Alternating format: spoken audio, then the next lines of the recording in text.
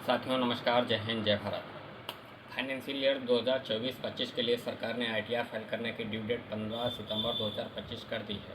अब हम समझते हैं कि अगर कोई इस डेट के बाद आईटीआर फाइल करता है तो उसके क्या क्या नुकसान होंगे, लॉसेस होंगे और ऑप्शन इसके क्या क्या हो सकते हैं। नंबर 1, 15 सितंबर 2025 के बाद आईटीआर भरने के ऑप्शन।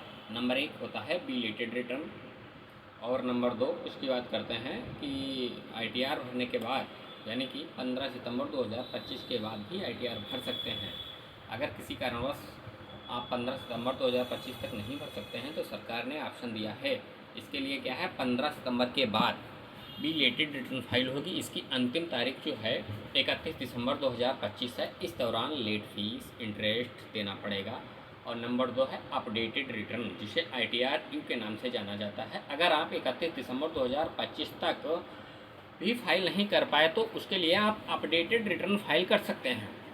इसकी समय सीमा क्या है, ड्यू डेट से 2 साल तक यानी कि 31 मार्च 2028 तक। लेकिन इसमें आपको जुर्माना प्लस एक्स्ट्रा टैक्स देना पड़ेगा, ये समझने वाली बात है। इसलिए हम तो यही कहेंगे कि भाई अपनी रिटर्न जो है समय से फाइल कराएं और फालतू की चीज़ों से बचते रहें, जैसे लेट फीस आपसे नहीं जाएगी आईटीआर फाइल होने के बाद।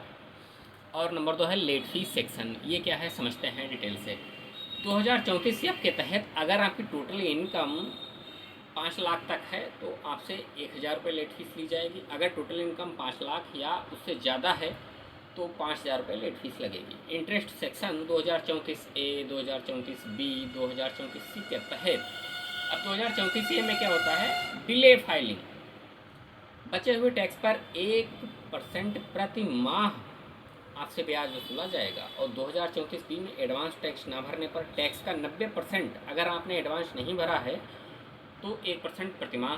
और 234C advance tax instalment delay, किस्तें पर नहीं यानी कि किस्तें समय पर नहीं भरी हैं तो ब्याज लगेगा। मतलब अगर आपका कोई टैक्स बाकी नहीं है, टीडीएस या एडवांस टैक्स पूरा कटा है तो केवल लेट फीस लगेगी, इंटरेस्ट नहीं लगेगा। ये सरकार की तरफ से नियम बनाए गए हैं। रिफंड में भी नुकसान होते हैं भाई। अगर आप समय से अपनी आईटीआर भरेंगे नहीं तो रिफंड में भी लेने में काफ़ी दिक्कतें आती हैं। रिफंड देर से मिलेगा क्योंकि लेट आईटीआर प्रोसेसिंग में समय लगता है और समय लगेगा तो सरकार तो चालू है ही है, ये तो आप जानते हैं। इसलिए लेट से फाइल करने से आपको रिफंड भी देर से मिलेगा।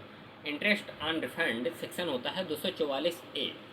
अगर आप लेट आईटीआर भरते हैं तो आपको रिफंड मिलने वाला, जो रिफंड पर मिलने वाला ब्याज होता है जो सरकार देती है, उतना कम लगेगा।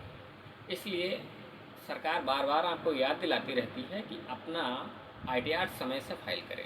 अब ध्यान देने वाली बात है, अगर आप आईटीआर बहुत देर से फाइल करते हैं तो रिफंड का दावा भी घट जाता है, यानी कि खारिज हो सकता है। काफ़ी चांसेस होते हैं कि कभी लोग व्यस्तता में फाइल नहीं कर पाते हैं, तो सरकार ने इतने ऑप्शंस निकाले हैं जिसके अंतर्गत आप फाइल कर सकते हैं। और नंबर 5 बताया गया है कि इसमें जो आईटीआर देर से भरे जाते हैं यानी कि बिलेटेड होते हैं, उसमें आप कैरी फॉरवर्ड का नुकसान होता है।